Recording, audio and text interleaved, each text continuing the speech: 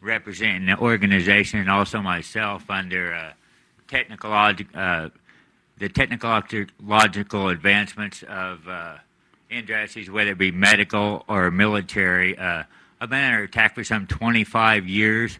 Mentally and physical abuse, psychological abuse, pornography.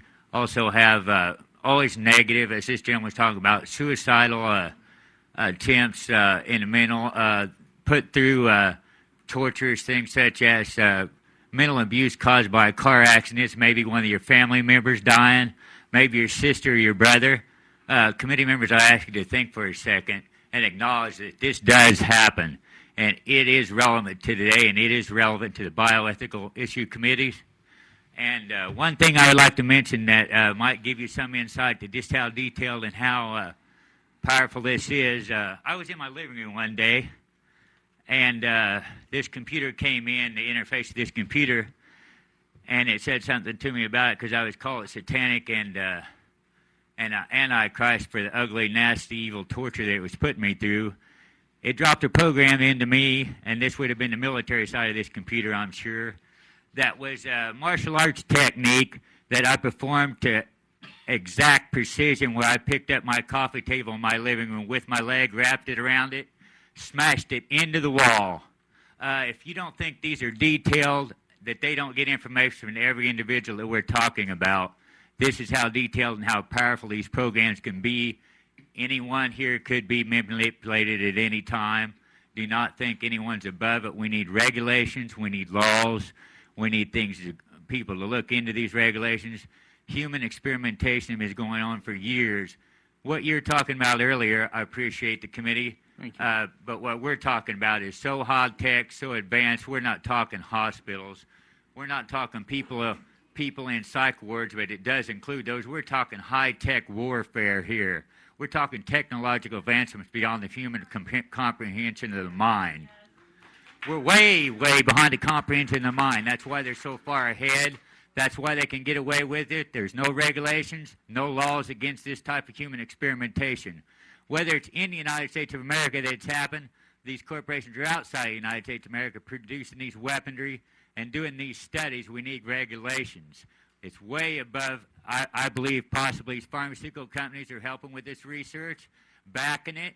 There's no regulation on it. There's the big money people. You know, I realize you guys are regulating that stuff, but there's big money in this medical research. I think they're buying it and selling it, and they're killing us. They're killing you. We appreciate your story because you can talk to that firsthand. Some of these broader allegations, maybe I've got the crux of what your concern is, okay? Thank you. You bet. Thank you. Mr. Derek Robinson.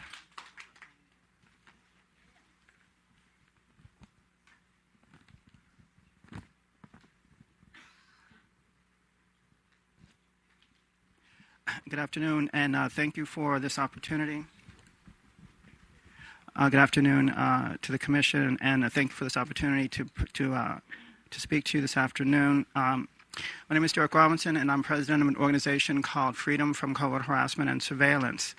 And I represent many of the people that are in this room today, as well as hundreds of those across the U.S. And millions, many thousands across the U.S. who are not in our organization, who are being targeted without their knowledge, as well as those worldwide, millions, thousands, and speaking of thousands of people here in China who sent me their statement to give to you. I've heard a lot this afternoon about IRBs, about ethics versus. I'm sorry, my thoughts aren't coming together right now. But anyway, what we want to express to you is that human experimentation by this government is happening today. That there are many thousands of people, whether they are realizing it or not, are being affected. And that we would like to express to you that this is a situation that needs to be addressed by a task force, by a commission, because we are not hearing, because the government is not hearing from those who are being victimized by the experimentation. What you're speaking about tonight is very relevant in terms of those who are being experimented on. But what about feedback from those who are being experimented on, who have no place to go, who need a voice, who are suffering like these people here, who are suffering like those across this country? What you're hearing tonight is just a minuscule amount of what I hear on a daily basis. This is a widespread government program that is non-consensual, that is affecting many, many thousand, and it's growing daily. And the commission, I would hope, would express to Barack Obama that non-consensual, federally funded human research programs are going on and need to be addressed. And also the victims of those programs need a way to file a complaint, to talk to a commission, to talk to a task force about what is happening to them. Thank you. Mr. Robert Laboudier.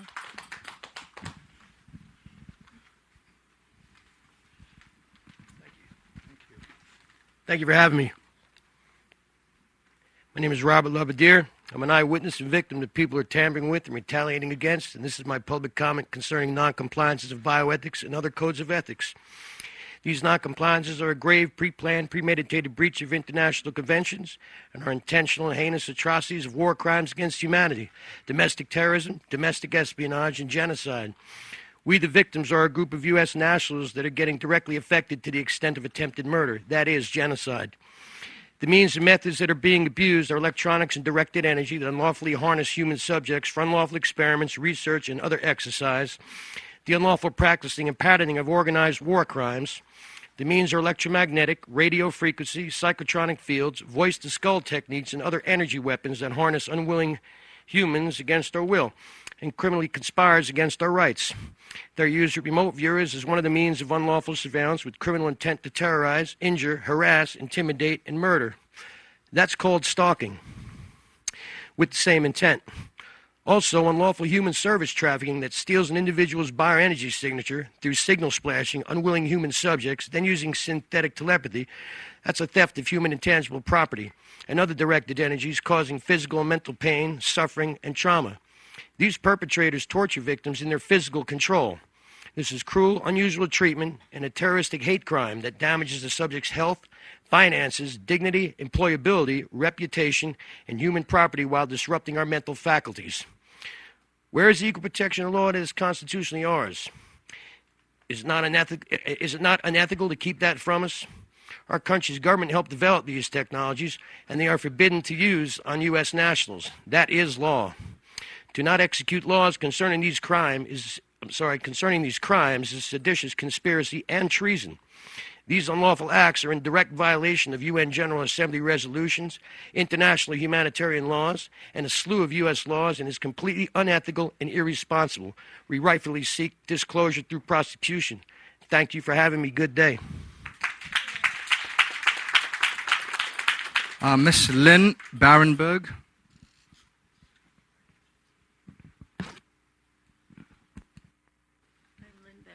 And I had prepared a commentary, but I find I'm not going to give it. I couldn't put it together in my head for 90 seconds. I'm another person who's being used for non-consensual human experimentation. The Stanford Research Institute, Lockheed Martin, and UC Berkeley are the criminal organizations and university that are involved in this. I can't speak publicly. Anyway, there are no ethics. There's no morality, rules, regulations. They're able to sidestep an IRB, an Institutional Review Board, for God's sakes. I mean, there's a lot going on you people don't know about. You know nothing, and it's coming your way, you know? These nanotechnology institutes that are attached to national laboratories. UC Berkeley has its own molecular foundry. You need to look into this stuff. because it's going mainstream. It's not just us. You're going to be affected, your loved ones, your children, your grandchildren. You need to take a look at what's going on here. We may not be the most eloquent speakers, but don't thoroughly discount us. Mr. Timothy White. Okay. Mr. Ted